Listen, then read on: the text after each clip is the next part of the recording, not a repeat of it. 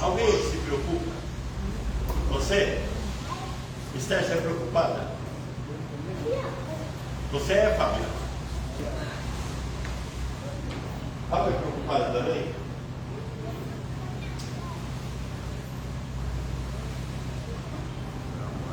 A desnecessária ação de se preocupar.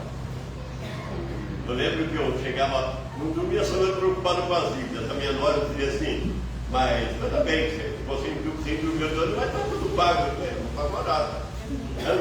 Então, preocupar-se é algo que nós aprendemos. Não existe isso nas pessoas. Essas crianças não se preocupam com nada, né? Conforme vamos crescendo, vamos aprendendo a se preocupar.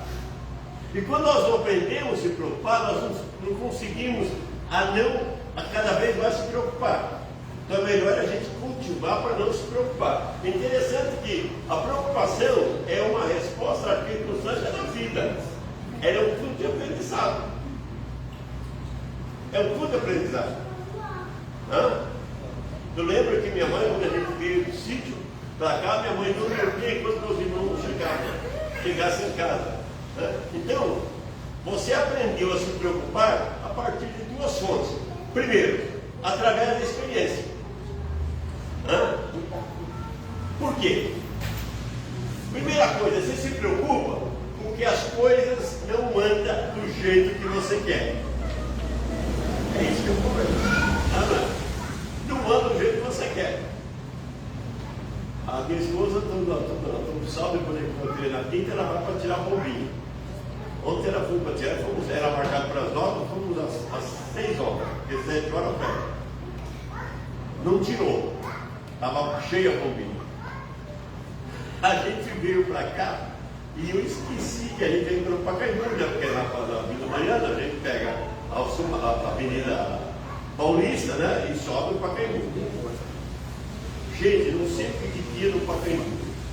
O que tinha de flanelinha querendo dinheiro não é brincadeira. E passa aqui é só 150, passa aqui é só 100. E o trânsito estava assim, ó. Ele veio 4 horas para chegar em casa. 4 horas. Mas chegamos. Então, para voltar agora amanhã, não sabe que hora.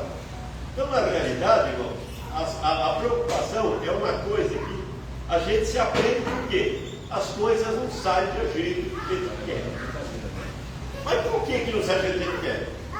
Porque a gente decide as coisas do nosso jeito, nós queremos do nosso jeito. Se nós entregarmos para Deus, vai ser diferente, mas nós queremos do nosso jeito, não é verdade? Então, a partir dessa experiência, existe muito exemplo à nossa volta, né? Ali, por exemplo, as crianças costumam captar as preocupações dos pais, e depois, daqui um pouco, a criança fica preocupada. Daqui um pouquinho está preocupado.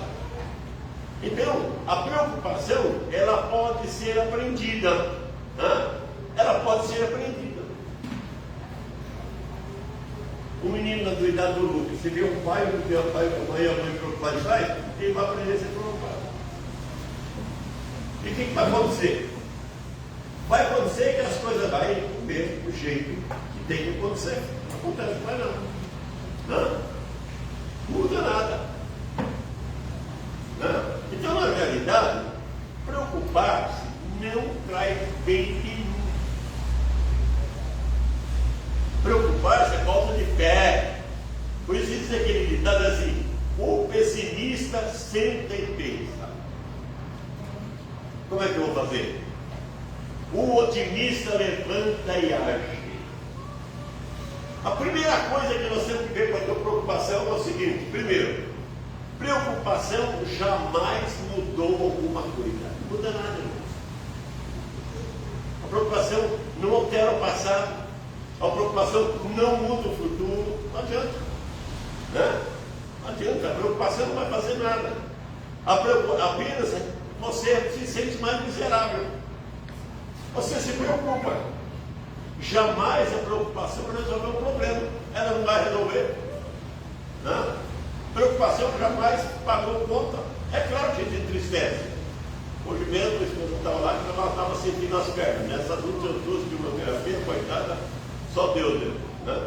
Mas então você fica e eu vou para a igreja. Ou se você quiser, eu digo o pessoal, eu digo também. Né? Não, eu queria ir. Não, fica tranquilo, assiste tudo, pelo celular e fica aí. Né? Preocupação não paga a conta. Já viu preocupação pagar a conta? O que paga a conta? Dinheiro. Preocupação não paga a conta. Né? Outra coisa, a preocupação não cura a doença. O que a preocupação faz? Ela aumenta o sofrimento da doença. Ela não cura. Eu não aceito. Não adianta eu não aceitar? Não adianta eu não aceitar? A operação é como o motor de um carro de corrida, né, que fica no ponto neutro. Mas está no ponto neutro, não adianta. Né? Então, a provérbio diz assim: a ansiedade do coração deixa o homem abatido. Então, a preocupação, irmãos, exagera o problema. Né? O problema se avoluma. Então nós temos que aprender muito. A Bíblia diz assim: não se aflige com nada. Ao invés disso, por respeito de tudo, contem a Deus as necessidades de vocês. E não se esqueça de agradecer de suas respostas, porque ela virá. Se te fizerem isso, vocês terão a experiência de que a paz de Deus, que é muito mais maravilhosa do que a mente humana pode compreender, sua paz conservará a mente e o coração de vocês na calma, na tranquilidade, à medida que vocês confiam em Deus. Sem preocupação. Entrega o caminho ao Senhor. Filipenses 4, de 4 a 7. Entrega ao Senhor. Entrega ao Senhor. Senhor, olha só. Eu disse, eu posso agradecer a Deus, porque a minha esposa, os problemas que ela passa lá, a dificuldade que ela passa tranquilo. Às vezes é difícil, não é fácil não, mas tem que passar, não vai resolver. Às vezes sofreu mais eu do que ela, porque ela é mais tranquila. Dá uma raiva, chega lá no médico, pega o trânsito danado e tal, não é hoje, volta o segundo, volta a terceiro. Eu falei, não, a senhora vai me dizer para mim quando é que tem que ver essa bombinha aí. Eu vou saber quando a bombinha está vindo para vir para cá. Porque vocês marcaram para mim às 9 horas. Eu vim às 6 e ainda não está ali, a bombinha não está ainda resolvida. Então vocês vão dizer para mim quando é que fica. Por agora é quem vai decidir. Eu vou lá decidir para ver. Acabou?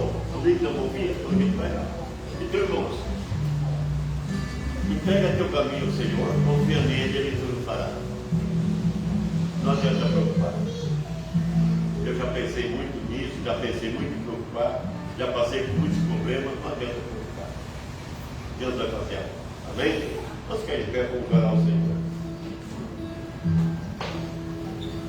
Senhor nosso Deus, nosso Pai, ensina-nos, Senhor nosso Deus, a nos preocupar.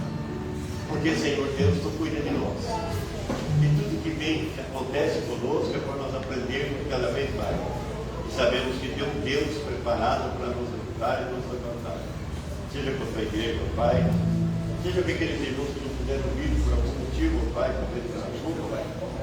Que cuide de cada um de nós que estamos aqui para ser abençoados para a honra, para fazer a tua obra. Em nome de Jesus. Amém. Vamos louvar. Amém, irmãos. Fiquem de pé. Como está cantando, louvando o Senhor, um cântico, aclame ao Senhor, meu Jesus, Salvador, outro igual não há. Amém?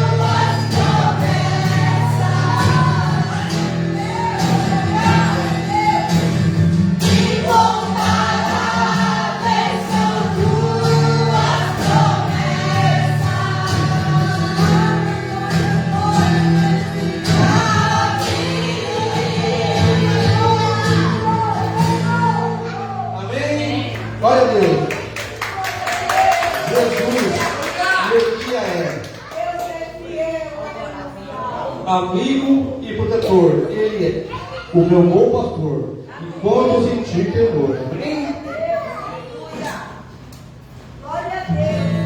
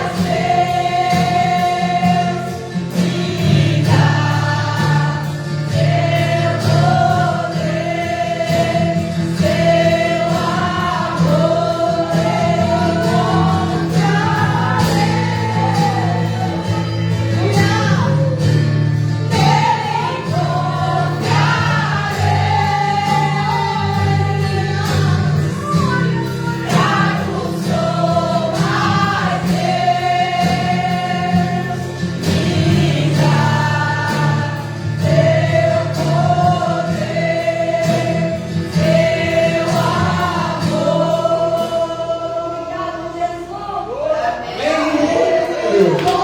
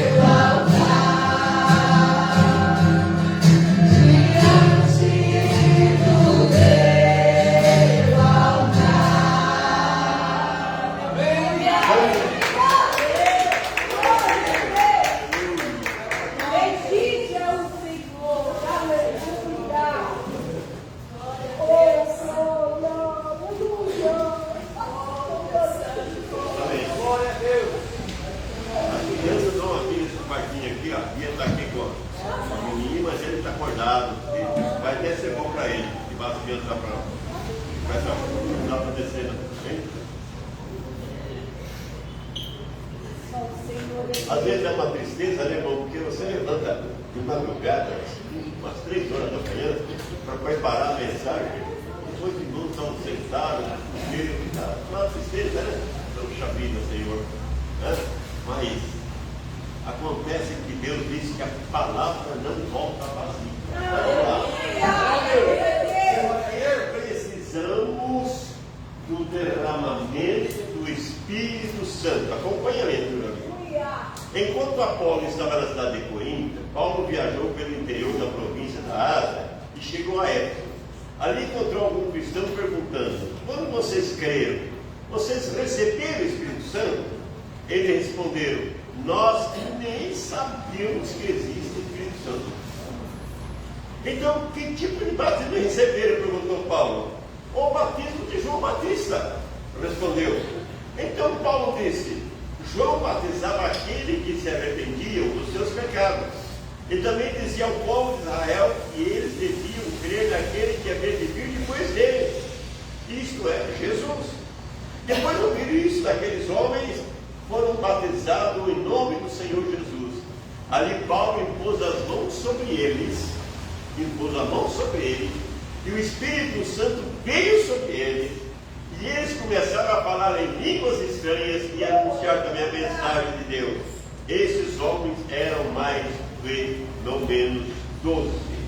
De novo, esses homens, eles não conheciam Jesus.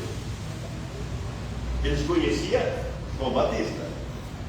Será que não é a situação que nós estamos vivendo hoje?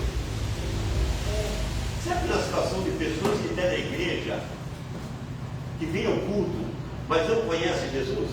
Sabe que os pastores têm coragem de condenar hoje a transgressão do pecado? Então chegou ali Éfeso, tinha uns homens com experiência, uns homens com o coração limpo, uns homens querendo com o coração aberto, mas eles não conheciam Jesus. E se você não conhece Jesus, você não vai ser batizado no Espírito Santo. Aleluia. Faltava brotar neles fonte de água viva. Faltava brotar neles. Eles não haviam experiência genuína com a plenitude do Espírito Santo. Paulo orou para que eles tivessem essa experiência maravilhosa em sua vida e fossem cheios do Espírito Santo. E a Bíblia diz: eles foram cheios a ponto de falar novas línguas. Ela é a demonstração do batismo do Espírito Santo. Todo aquele que é cheio do Espírito Santo não se abala com nada. Quando os profetas levantaram contra Miqueias, ele diz assim: profetas? Contra Miqueias?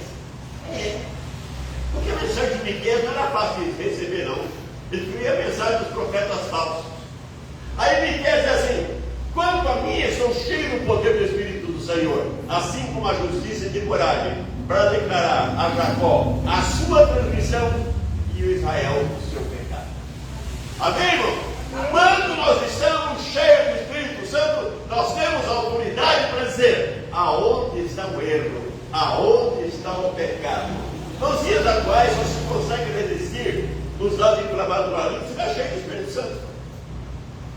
Você só paga o preço de viver a vida cristã se você estiver cheio do Espírito Santo. Qualquer coisa é para você. É simplesmente um compromisso. Quem sabe eu vou à igreja. Só terá compromisso sério com a obra de Deus quem são cheios do Espírito Santo. Aleluia. Então a igreja só cresce se os membros estiverem cheios do Espírito Santo. Não se consegue nada pela força. Então os métodos não funcionam. As pessoas estão usando métodos diferentes, né? Culto gospel.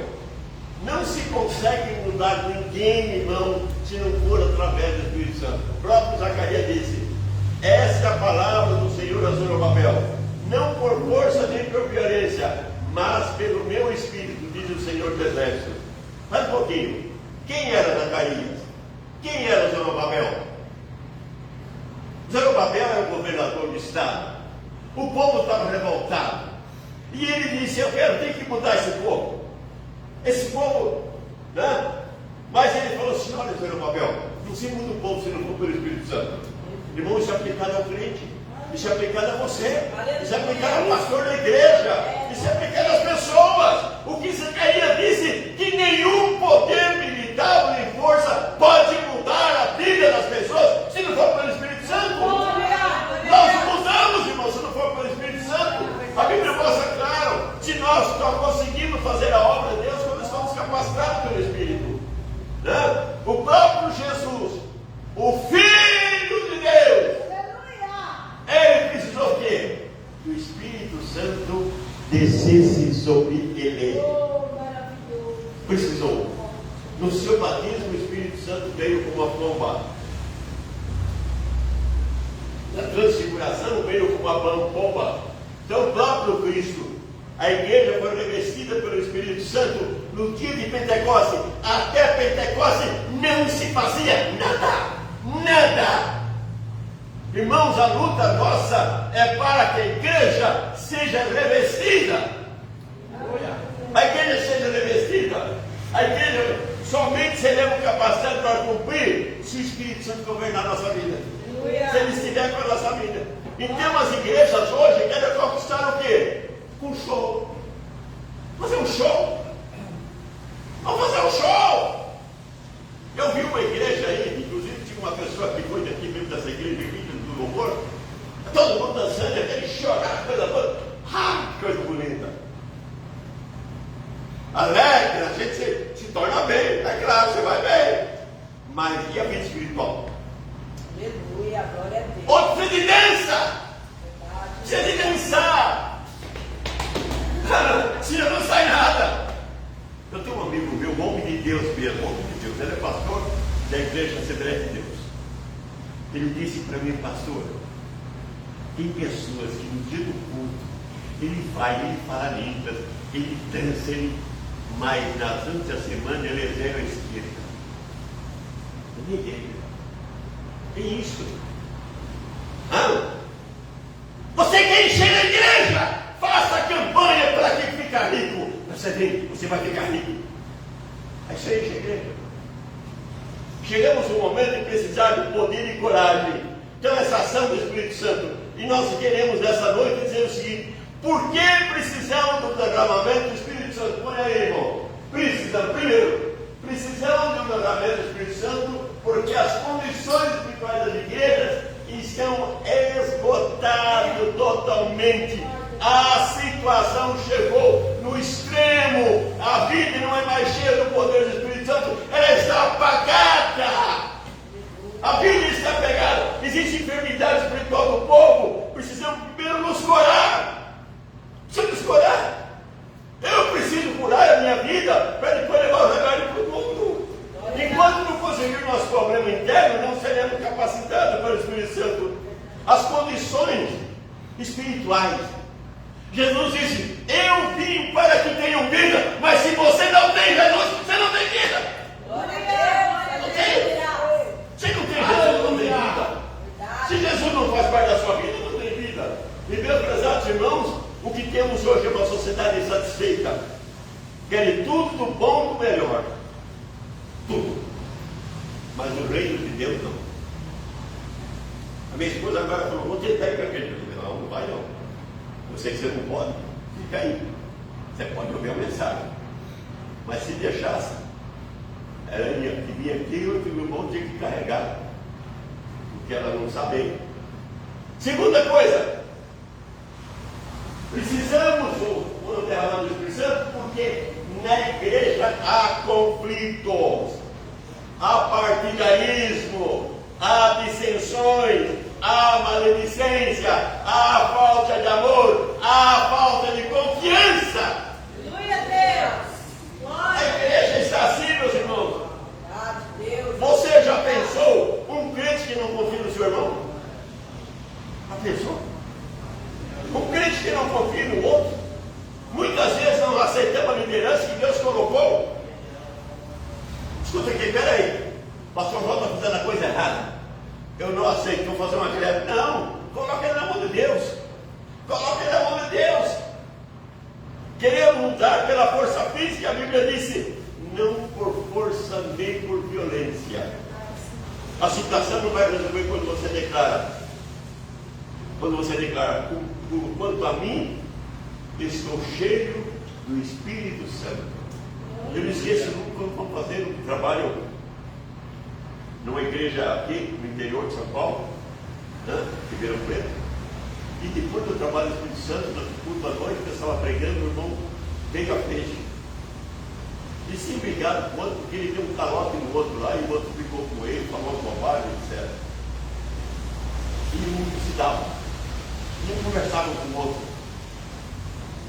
Aí naquele dia, nós chamamos pessoas para reconciliar com Deus, reconciliar com o irmão. Aquele que brigou por causa da Bíblia chamou e falou assim, eu quero chamar o meu irmão. Irmão, o nosso amor, a nossa amizade, nós somos irmãos. Vai por causa de dinheiro, vai se acabar? Pegou as promissórias dele, rasgou no meio e falou, está aqui, ó. Você não me deve nada. A igreja toda levantou glorificando a Deus. Mas houve uma família que disse, isso é dar apoio a caloteiro. Ok. Quando o Espírito Santo deixou essa vida, irmão, nós simplesmente vamos agora diferente. Eu vou amar a pessoa que é diferente. Sabe, eu sou batista, mas aquele irmão não tem pensamento batista. Mas eu vou amar esse mesmo. Eu vou amar as pessoas. Satanás quer nos separar através do conflito. Satanás quer nos separar através da maneira de pensar. Satanás quer nos separar através da maneira de vestir. Puxa vida, eu não gostei da roupa de fulano. Satanás quer nos separar através de um brinquinho que o adolescente põe. E não adianta, adolescente gosta de brinquinho. Acabou. Satanás quer nos separar, meus irmãos, através de qualquer coisa. Um time diferente. Santo capítulo. Acabou, você não é meu amigo. A não ser que você pague o preço alto. Seja palmeirense, ele fala assim, prefiro ser seu inimigo.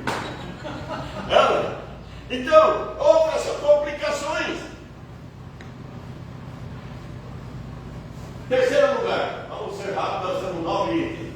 Precisamos de um derramamento do Espírito Santo para aprender com a igreja primitiva. Aprender o que, irmão? Os mesmos pobres vendiam o que tinham com aquele que nada tinha. É isso que mostra. Hoje, eu tenho um pastor amigo meu, que o pai dele não gosta de crente. O pai dele, o sogro dele não gosta de crente. Mas alugou a igreja, alugou um salão que tinha para uma pessoa, para uma determinada igreja. Aí foram lá cancelar o contrato. Por que o senhor quer cancelar o contrato? Porque não está dando lucro. Mas igreja é para dar lucro? Igreja é para dar lucro? Quando você não chamou para a gente para voltar aqui a trabalhar na igreja, nós estávamos com 21, ficamos com 16. Não estava dando lucro nenhum nessa ano. E até hoje o lucro está baixo ainda. Não é assim? Irmão, famílias de crentes são necessitadas, são esquecidas. Irmãos, as pessoas pensam só em si. Os pastores querem altos salários. Os pastores querem privilégio, ajuda. Eu estive pesquisando a vida de um pastor, missionário, sei lá. Ele era roceiro. Hoje, ele tem um patrimônio de 451 milhões. Ele tem 3 fazendas. Ele tem avião. Ele tem tudo. E essa igreja dele fechou porque não podia se sustentar. E ele não matou um mandado, uma vaca, um boi para ajudar a igreja. Mas quando você chega na igreja dele, você tem que dar tudo. Você tem que trazer tudo. Traga aqui tudo para o Senhor. Vai, vem trazendo, vem trazendo. Mas é assim. Sabe? Quantas vezes acontece isso? Quantas vezes acontece isso, irmãos? Queremos mudar tudo pela força física.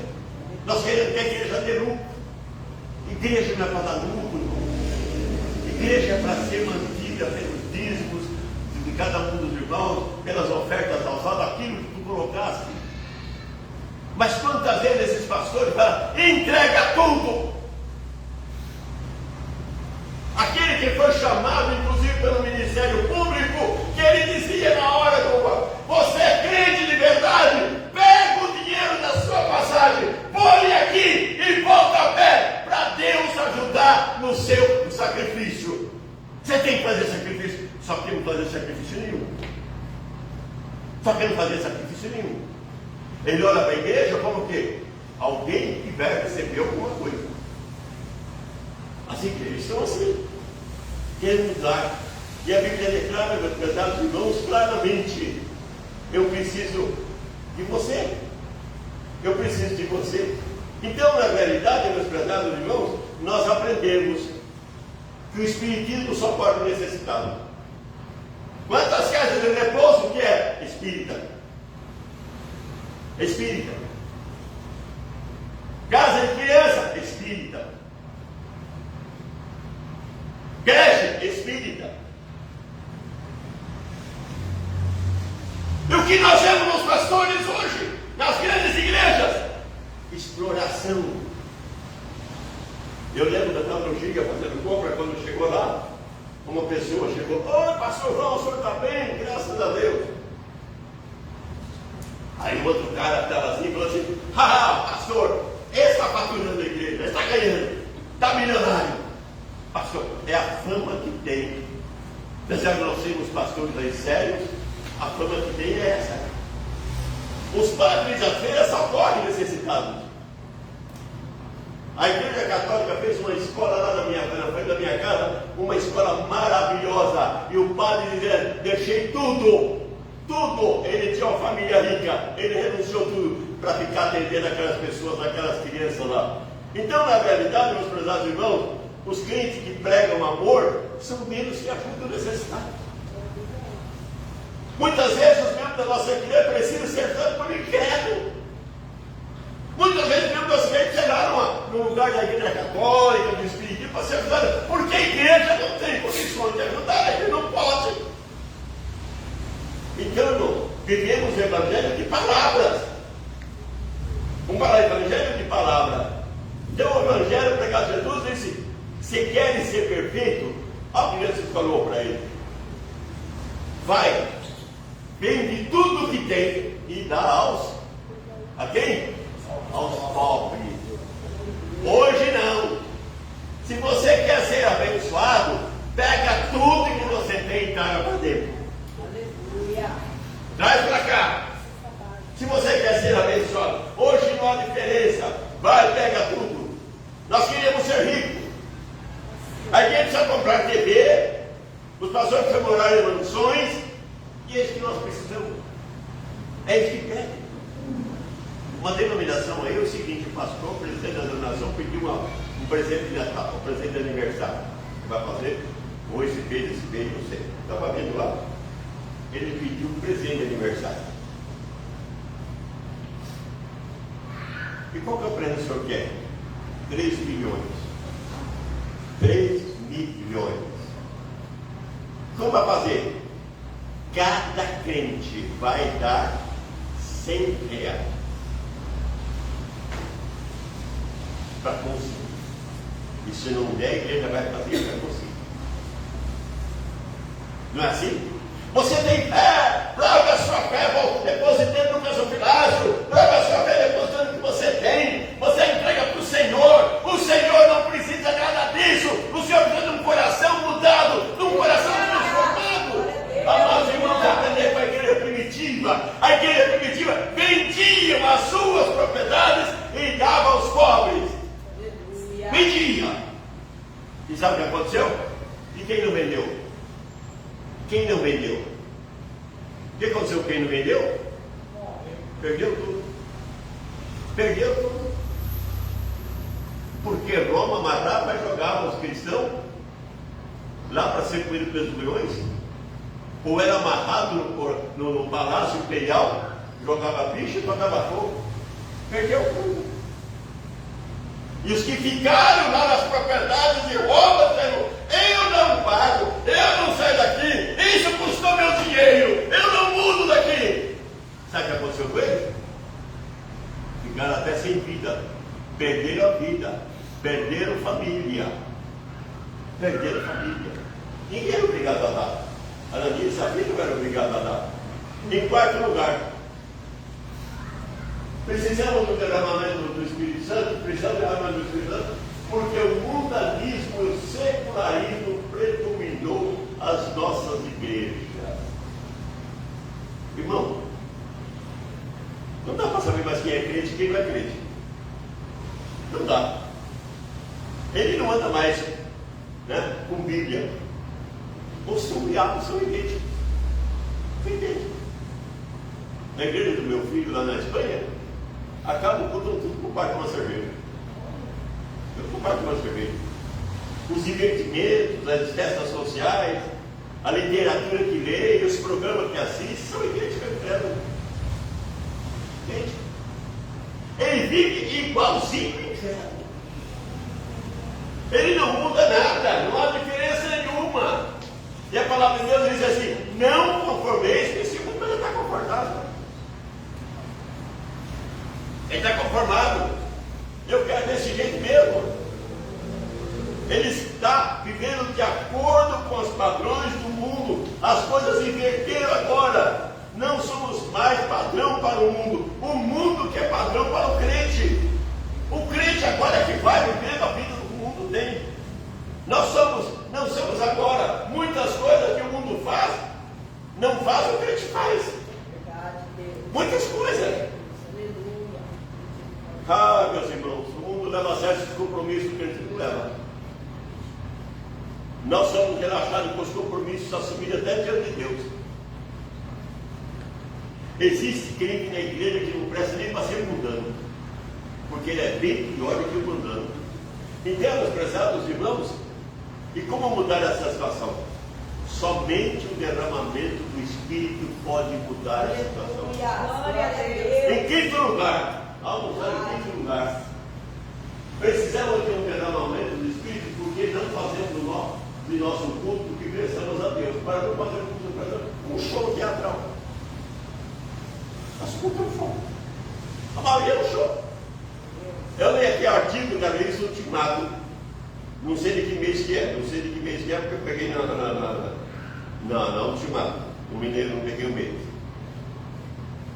Aqui diz, um sensacionalista era ler o livro do Senhor durante 3 horas. E passar outras 3 horas confessando seus pecados e adorando ao Senhor. Mas hoje não é apenas a mídia que está usando a palavra show para referir alguns programas. Nós estamos usando esse termo no nosso meio. Nós temos um culto que se chama Show da Fé. Show da Fé. As missas celebradas pelo padre Marcelo Rossi, agora chegamos ao show missas. A palavra culto e show não combina. Porque na realidade, meus prezados irmãos, o que nós estamos fazendo é o seguinte: a igreja é um marketing. Nós estamos vendo o marketing da igreja. Ele é um marketing. Então tem que fazer aquilo que todo mundo faz. Eu tenho que realmente apresentar um show. Sabe, eu preparo com a vida numérica, com a quantidade numérica de pessoas. Então, aprendendo conversão, transformando em festa. E culto é um show. É culto e um show. A casa de oração agora é comer de ladrões. E nós vamos verificar, a Santa Ceia é come e bebe. Os pregadores pregam o evangelho de poder de Deus, e o diabo veio da igreja para tirar a atenção da igreja, para ser salvo. Outros acabam apresentando o seu show, sabe? Então, na realidade, há crentes que não querem ouvir sobre o pecado. Ele não quer ouvir sobre o pecado. Ele não quer ouvir sobre o inferno. Ele não quer ouvir isso. Isso não é bom ouvir, não. Ih, pastor, não fala disso, não. Negócio de pecado não funciona, não. Não fala isso, não. Os pregadores são mais preocupados com a audiência. Quantas pessoas virão? Quantas pessoas? A igreja quer um pastor que pregue, mas cuidado para não espantar os amigos do evangelho. Pastor, coitado, a igreja não quer um pregador que toque na ferida do irmão. Cuidado, não fale aquilo que o seu irmão dá. Temos muitos ouvintes. Cheio de ouvinte. Mas, irmãos, ouvinte não adianta nada. Deus quer vida.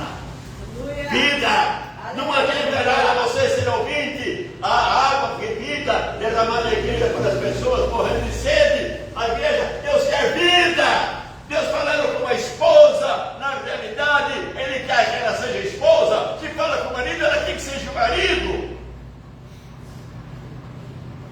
Deus quer vida. E nós estamos aí preocupados. Cuidado com o que vai falar. Cuidado com o que vai dizer. Irmãos, para isso tem que ser o Espírito Santo trabalhar na nossa vida.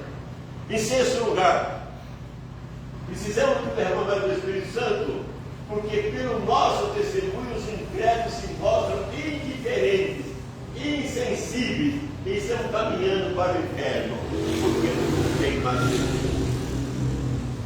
O testemunho do crente tem levado o homem a endurecer o Evangelho. Milhares de pessoas a correr para o Espiritismo, milhares de pessoas a correr para seitas orientais. Vamos ser xenoie. Ser xenoie é ciência.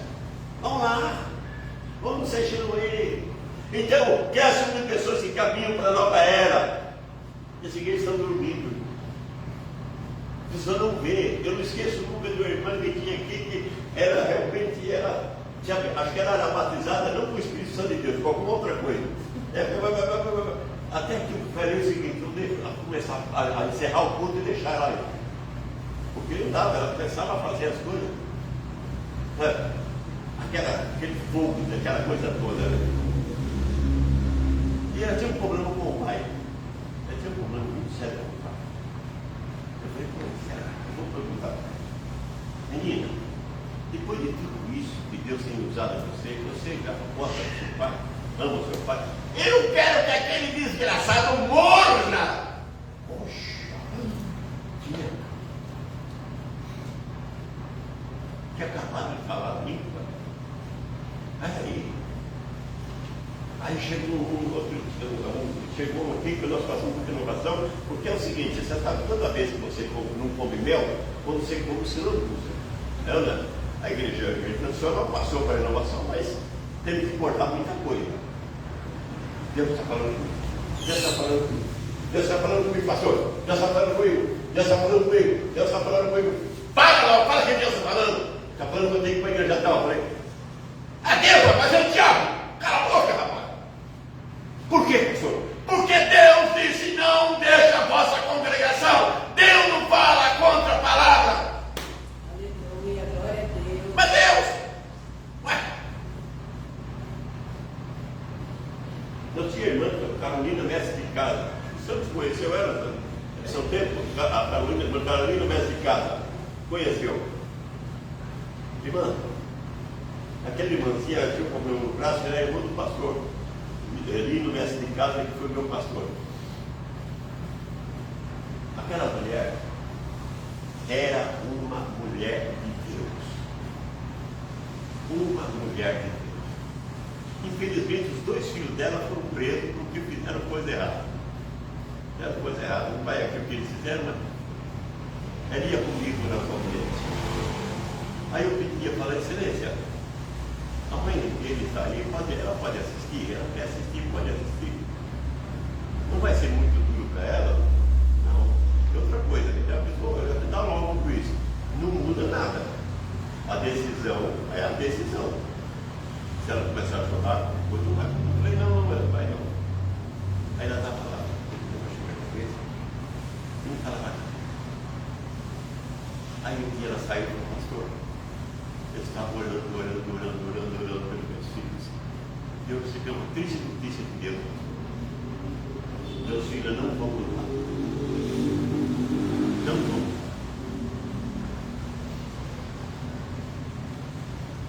Eles estão com o coração muito duro. Eles não vão.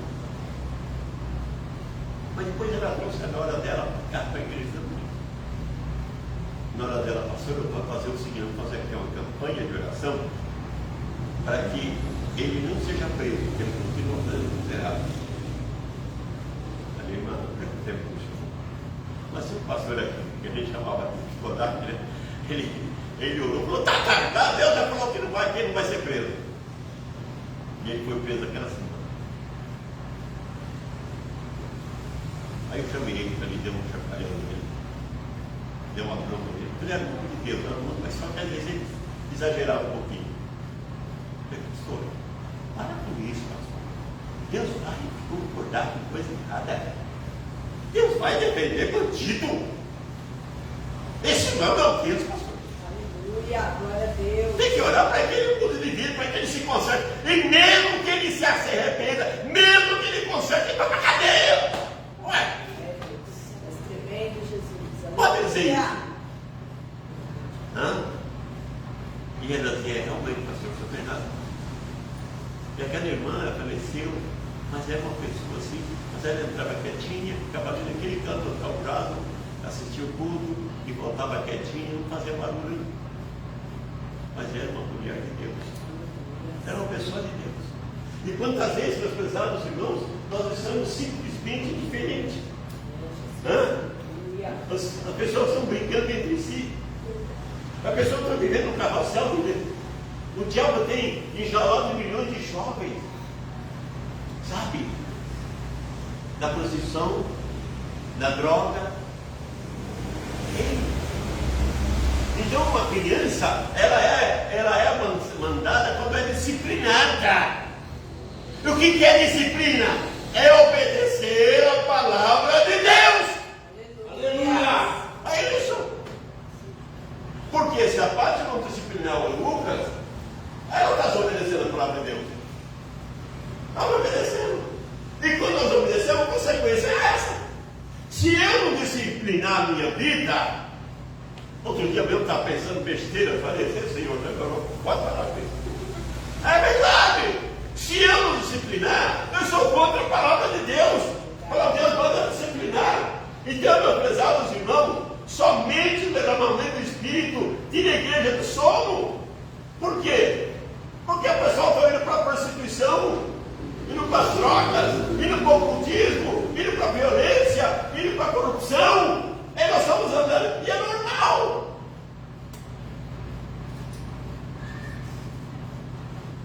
Com 48 anos eu comecei a advogar e eu fazia muito crime. Mas qual os crimes que eu fazia? Jogo de bicho. Esse era o crime maior que eu fazia de tempo, era jogo de bicho. Jogo de bicho. E quando as pessoas não trabalhavam nada, não trabalhavam. Né? Então, fazia isso. Mas de repente começou a aumentar. Depois eu falei para minha esposa, eu não vou fazer mais. Ela falou, eu faço. Eu falo, assume lá. Ela subiu. Só que ela não respeitou. Eu falei, então você está defendendo a pessoa com vadiagem, que aquela época, a pessoa na época era, como é que fala? Quando nós estávamos no regime militar, 10 horas da noite, se uma pessoa estivesse na rua e não tivesse com a carteira profissional registrada, que tinha emprego, ele ia para a cadeia. Ele ia para a cadeia. E só saía de lá se levava um documento que ele tinha uma atividade ilícita ou se levasse a carteira dele. Ele podia ficar até meia-noite, até 1 hora, mas tinha que ter uma carteira profissional registrada.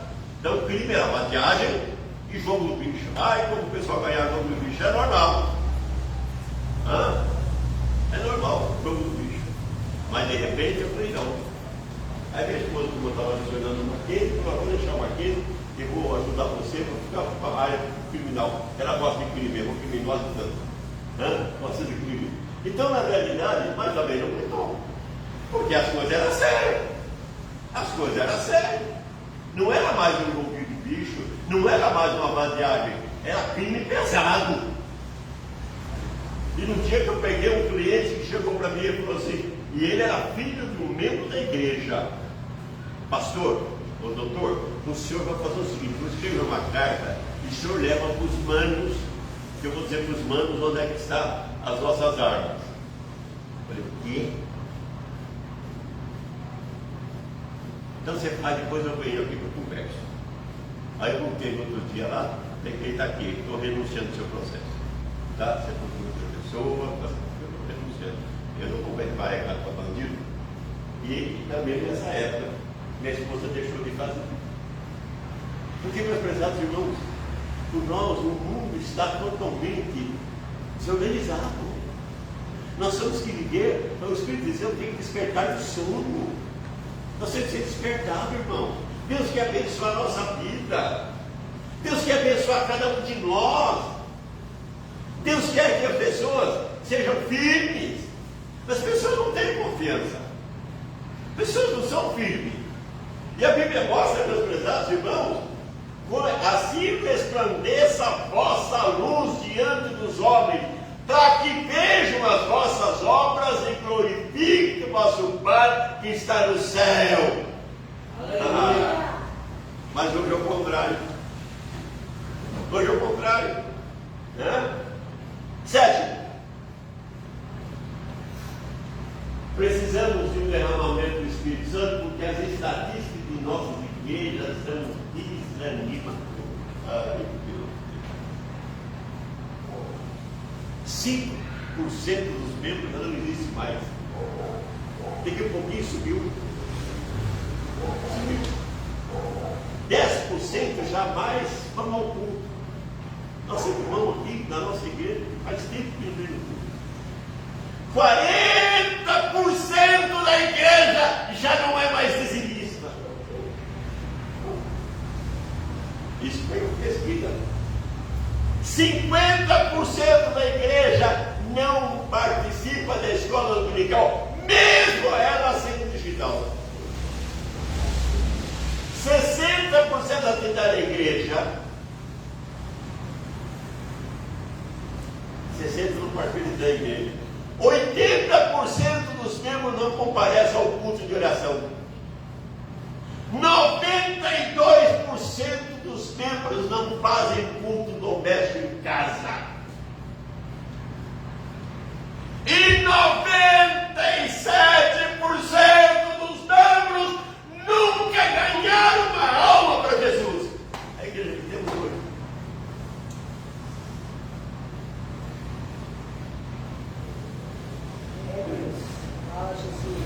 O que tem hoje? O que o adolescente tem hoje? Smartphone. Mas culto não. Oração não. Irmãos, na igreja antigamente a gente pedia assim, grupo de oração. E ele orava. Não. Tinha uma criança orar. Ela orava. Hoje não ora mais. Hoje não ora mais. Aquilo que dependeu. A igreja presbiteriana, com 82 anos, eu fui visitá-la lá na Terra do Santo. Vou lá assistir o culto. Eu não sei hoje, mas quando eu fui, eu contei 10 vezes. E sem pastor.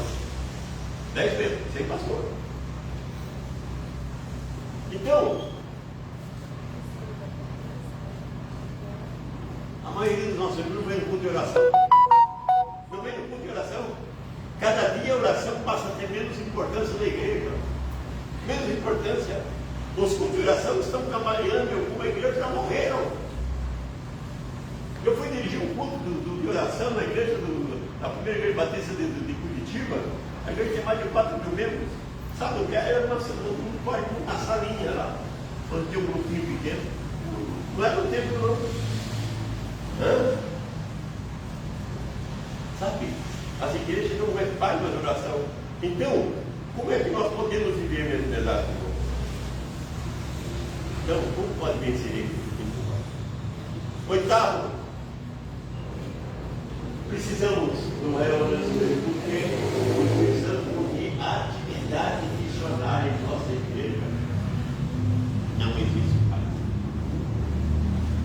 Eu estava dizendo, já conversando com o Fontana, para nós, temos que conversar com a igreja. O ano que vem vamos mudar. Alguém vai cuidar do evangelismo, alguém vai cuidar disso, alguém vai cuidar daquilo, distribuir. Já vamos distribuir. Aleluia. Amém? Vamos distribuir. Amém. Glória a Deus. Vamos ser útil. Pastor, eu quero fazer. Você quer? Então vamos fazer. Amém. Glória a Deus. Vamos fazer. Vamos visitar. Esse ano, o problema de saúde da minha esposa foi coisa terrível.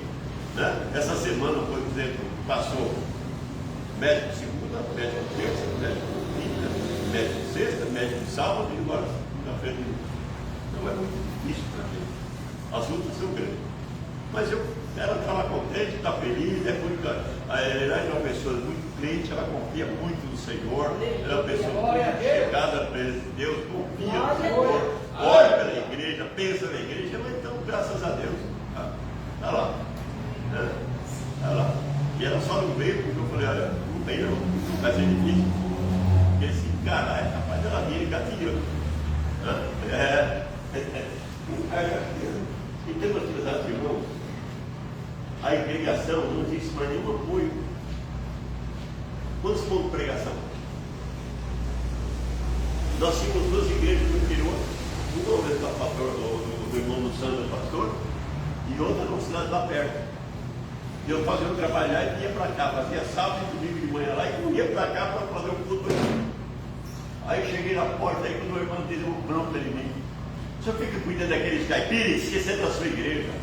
Sabe, os caipiras são aquelas pessoas que chama os crentes para o evangelho. Chama os crentes para ir. Tem organização. Nossa igreja não. Mas tem organização missionária, organização não sei o quê. As pessoas não têm coragem de dar disciplina do seu novo nascimento. Então, meus prezados irmãos, um dos primeiros resultados realmente do Espírito na nossa vida é que começa a ganhar alma para Jesus. Na noite de Pentecoste, quantos aceitaram Jesus? Quantos? 3.000. 3. Então nós precisamos, irmãos, é ser cheio do Espírito. Nós precisamos, meus prezados irmãos, é dizer, Senhor, nós queremos testemunhar. Nós melhoramos a nossa quantidade de pessoas, melhoramos, graças a Deus. Glória a Deus pelos irmãos que vieram nos ajudar. Mas, irmãos, eu não estou contente com isso. Eu quero ganhar vidas. Eu quero trazer vidas. Aleluia! Vidas! Aleluia! Novas vidas! É isso que nós precisamos. Nós precisamos. Aí nós precisamos da Igreja Assembleia de Deus, antigamente, ela funcionava assim, você pastor. A pessoa era evangelista, depois de evangelista era como é que é? Presbítero, depois de presbítero, pastor. Foi assim. Irmãos, as pessoas tinham pouco conhecimento. Agora não, agora estão fazendo a mesma coisa, mas não dando conhecimento teológico. As pessoas tinham pouco conhecimento teológico. Eu lá em Barueri, eu vi várias igrejas. Mas ele tinha uma experiência de ganhar alma muito grande. Eles tinham uma experiência de ganhar alma. É o povo de Deus. Quando eles chegaram em Manaus, eles oraram. Aquele homem que chegou e falou assim: nós vamos evangelizar. O primeiro homem da Assembleia de Deus pegou o globo.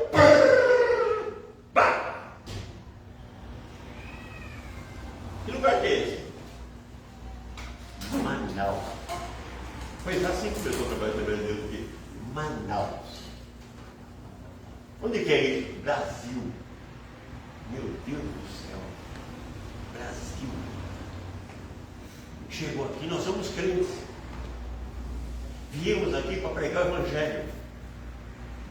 O pastor Batista falou: então vem para a nossa igreja, vem para a nossa igreja. Vamos ganhar alma junto. Mas só que aqueles irmãos pentecostal escandalosos que só eles oravam lá na igreja, lá no quartinho que eles estavam, faziam um barulho danado, passou por dois para correr. Mas ali começou o trabalho deles. E ali começou o trabalho da Assembleia de Deus. E meus prezados irmãos, as pessoas eram evangelistas, depois do evangelista era presbítero, depois era pastor. Ele podia não conhecer a doutrina teológica, mas ele sabia como ganhar a doutrina. Ele ainda aprendia logo no começo. Logo no começo. Então, meus prezados irmãos, nós precisamos testemunhar. E por último,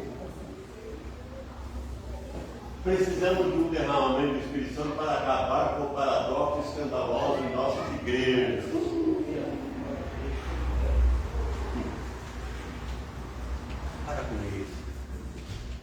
A pessoa chega na igreja, abre a Bíblia, canta louvor, Espírito, enche a minha vida, e sai vazio.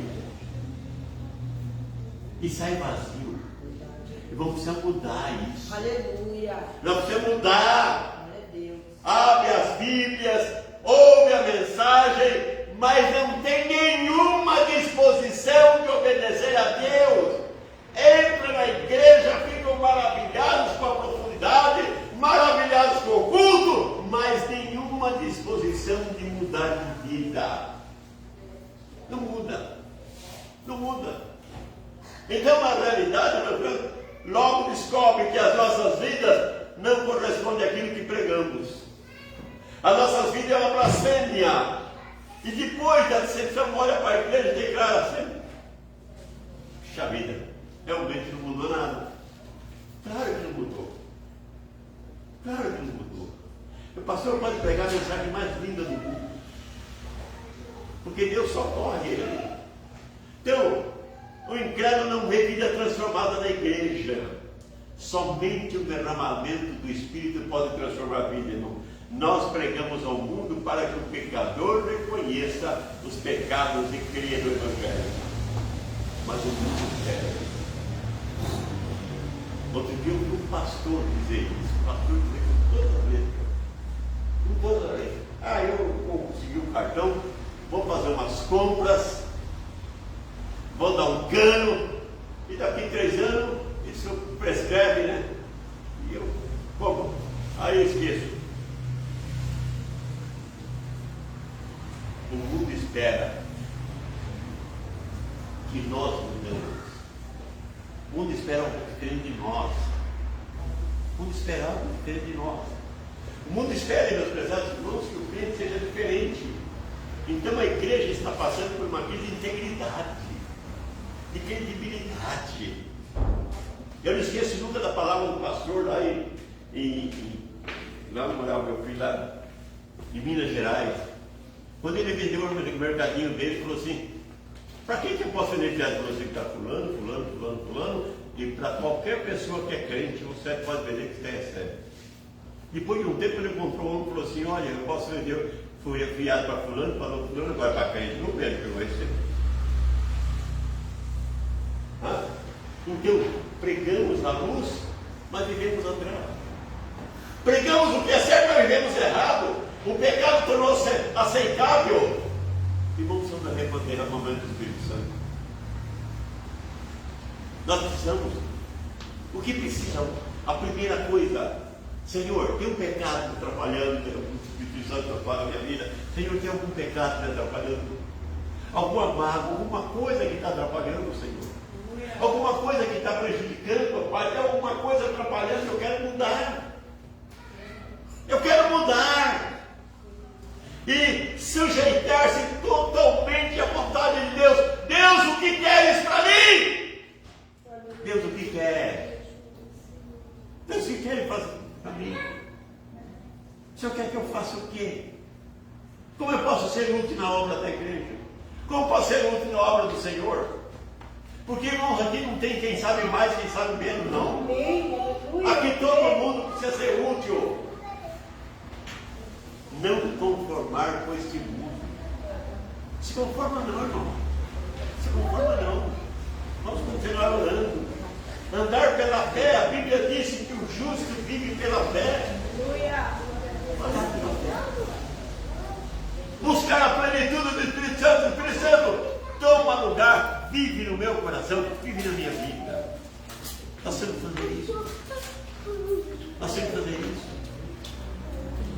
Não pense o pensamento batista, não, que o Espírito Santo se recebe quando aceitou Jesus e acabou, ficou lá na história. Não, Ele quer encher a nossa vida, Ele quer trabalhar na nossa vida, Ele quer batizar. Você tá bom? Tudo bem? Para quem quer? Quem quer? Aquela? Então, Ele quer trabalhar na nossa vida, Ele quer agir na nossa vida. Irmão, nós precisamos realmente do Espírito Santo trabalhando na nossa vida. A Bíblia mostra para os pesados irmãos que precisamos do derramamento do Espírito. Precisamos viver o Espírito. Ele quer trabalhar, Ele quer viver na nossa vida. Irmãos, se você não foi batizado com o Espírito Santo ainda, você é crente, você é salvo. Não deixe de ser crente por isso, não. Você não deixa de ser crente porque não é, mas acontece que você faz da sua fé um fardo quando você é batizado. E quando você é batizado, você faz da sua fé uma alegria. Da sua fé uma alegria. E Deus quer fazer isso na sua vida. Sentado mesmo, puxando nossas cabeças. Vamos pedir agora, nesse momento, que o Espírito Santo atue no nosso coração. Que Ele atue na nossa vida. Que Ele faça parte da nossa vida. Que Ele faça a obra da nossa vida. E que nós possamos, a cada momento, a cada minuto, abrir o coração para trabalhar, para que Ele possa trabalhar na nossa vida. Senhor Deus, nós não sabemos, ó Pai Santo, a situação de cada um aqui, ó Pai. Não sabemos, ó nosso Deus, a situação dos irmãos que não vieram, Pai. Mas nós queremos pedir ao Senhor, nosso Deus, que o Teu Espírito Santo trabalhe na nossa vida. E que Ele seja, Senhor nosso Deus, que nós sejamos batizados, nós sejamos, Senhor, cheios do Espírito.